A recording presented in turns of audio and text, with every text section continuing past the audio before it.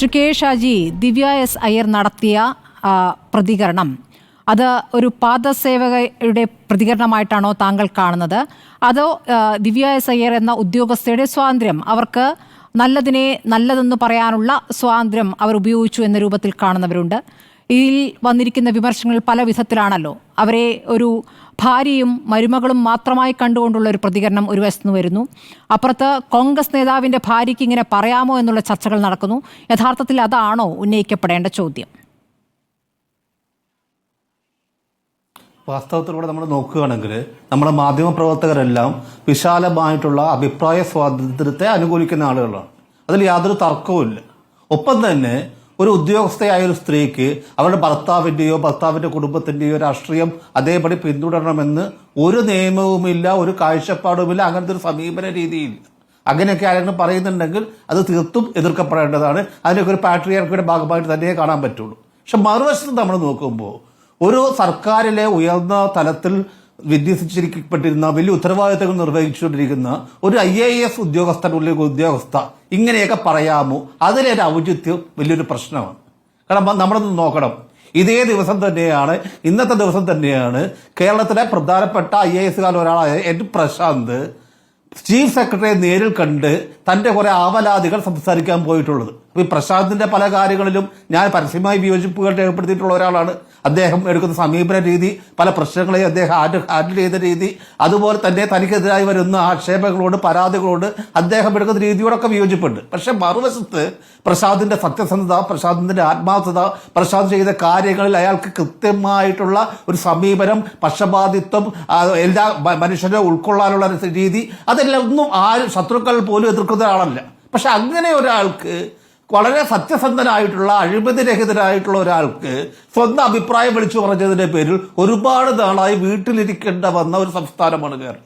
ആ കേരളത്തിൽ തനിക്ക് നീതി തേടിക്കൊണ്ട് ചീഫ് സെക്രട്ടറിയെ പ്രശാന്തിനെ പോലെ ഒരു മുതിർന്ന IASകാരൻ സമീപിക്കുന്ന ദിവസം തന്നെയാണ് കേരളത്തിലെ വലിയൊരു പാർട്ടിയുടെ, ഭരണകക്ഷിയുടെ ഒരു പ്രമുഖനായ നേതാവ് രാഷ്ട്രീയമായി അദ്ദേഹത്തിന് കിട്ടിയ ഒരു സ്ഥാനത്തെ വലിയ നിലയിൽ പുകഴ്ത്തിക്കൊണ്ട് അദ്ദേഹത്തെ കർണനൊക്കെയായി മാറ്റി പറഞ്ഞുകൊണ്ട് വലിയൊരു പുകഴ്ത്തല് ദിവ്യ എസ് അയ്യരെ പോലെ ഒരാളിൽ നിന്ന് വരുന്നത്.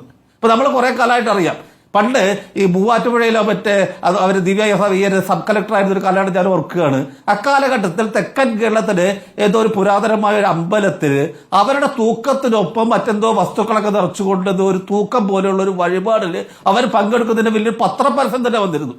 അന്ന് ഒരുപാട് ആളുകൾ ചോദിച്ചിരുന്നു, വ്യക്തി എന്ന നിലയിൽ, ഒരു വിശ്വാസി എന്ന നിലയിൽ അവർക്ക് അതിലൊക്കെ പങ്കെടുക്കാം. പക്ഷേ ഒരു സബ് കളക്ടർ എന്ന വിശേഷണം ഉപയോഗിച്ചുകൊണ്ട് അവരിങ്ങനെ പോകുന്നു.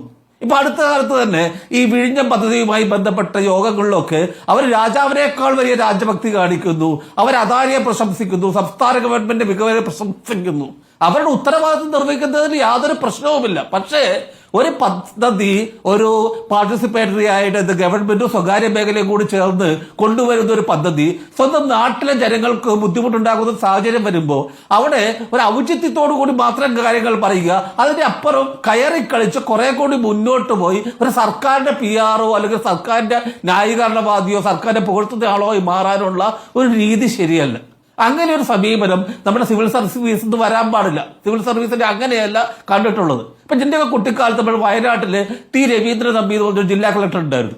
അദ്ദേഹത്തെ ഇന്നും വയനാട്ടിലുള്ള ആളുകൾ നന്ദിയോടെ ഓർക്കുന്നത് എടയ്ക്കൽ മല പൊട്ടിച്ചു കൊണ്ടുപോകാൻ വേണ്ടിയിട്ട് പാറ മാഫിയകൾക്ക് കൊടുക്കാൻ സംസ്ഥാന സർക്കാർ തീരുമാനിച്ചപ്പോൾ ആ കളക്ടർ അതിനെതിരെ ശക്തമായി നിലനിന്നു. അദ്ദേഹത്തെ അവിടെ സ്ഥലം മാറ്റി ജനരോഷം കൊണ്ട് അദ്ദേഹം തിരിച്ചു കൊണ്ടുവരണമെന്നു. അങ്ങനെയുള്ള കളക്ടർമാരുണ്ട്. കോഴിക്കോട് K. ജയകുമാറിനെ പോലെ, അമിതാഭ് കാന്തിനെ പോലെയുള്ള കളക്ടർമാർ വന്നതുകൊണ്ടാണ് കോഴിക്കോട് ഒരുപാട് മുന്നോട്ട് പോകാൻ, അത് വിനോദസഞ്ചാര മേഖലയിലായാലും അടിസ്ഥാന സൗകര്യങ്ങളുടെ കാര്യത്തിലായാലും പാരിസ്ഥിതിക സംരക്ഷണത്തിന്റെ കാര്യത്തിലായാലും ഒക്കെ ഒരുപാട് മുന്നോട്ട് പോകാൻ, സാംസ്കാരികമായിട്ടുള്ള പരിപാടികളുടെ കാര്യത്തിലായാലും പാരാജന സ്ക്വയറിന്റെ കാര്യത്തിൽ ഇപ്പൊ ഇങ്ങനെയൊക്കെ വളരെ സദ്ഭരണം കൊണ്ടുവന്ന കളക്ടർമാരുണ്ട്. ആർക്കും വിയോജിപ്പില്ല. പക്ഷെ കളക്ടർമാർ രാഷ്ട്രീയം പറയാൻ പാടുണ്ടോ? IASകാർ രാഷ്ട്രീയം പറയാൻ പാടുണ്ടോ? സിവിൽ സർവീസിലുള്ള ആളുകൾ അവരുടെ രാഷ്ട്രീയ യജമാനന്മാരുടെ മുന്നിൽ എങ്ങനെയാണ് പെരുമാറേണ്ടത്? ഇതില് രാകേഷ് എന്ന് പറയുന്ന ഒരാൾക്ക് കിട്ടിയിരിക്കുന്ന വലിയൊരു സ്ഥാനം തന്നെയാണ്. കാരണം ഇന്നത്തെ നമ്മുടെ നാട്ടിലെ കമ്മ്യൂണിസ്റ്റ് പാർട്ടി ഓഫ് മാർക്സിസ്റ്റിന്റെ അവസ്ഥ വെച്ച് നോക്കുമ്പോൾ കണ്ണൂർ ജില്ലയുടെ സെക്രട്ടറി എന്ന് പറഞ്ഞാൽ അഖിലേന്ത്യാ സെക്രട്ടറിയേക്കാളും സംസ്ഥാന സെക്രട്ടറിയേക്കാളും അധികാരത്തിലും ശ്രേണിയിലും പദവിയിലും ഒക്കെ വളരെ മുകളിലാണ്. കാരണം ആ പാർട്ടിയുടെ ഏറ്റവും വലിയ ശക്തി കേന്ദ്രമായ കണ്ണൂരിന്റെ സെക്രട്ടറി എന്റെ പാർട്ടിയിൽ വലിയ ഒരാളാണ്. അദ്ദേഹം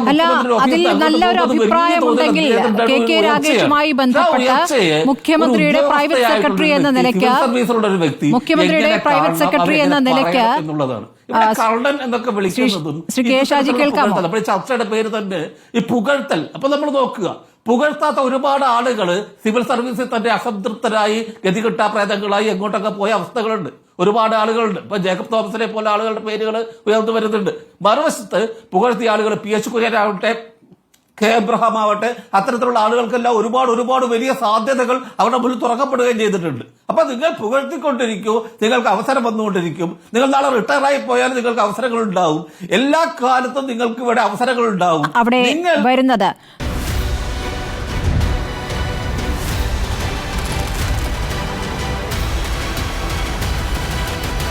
ഡിബേറ്റ് വിത്ത് സ്മൃതി പരുത്തിക്കാട്.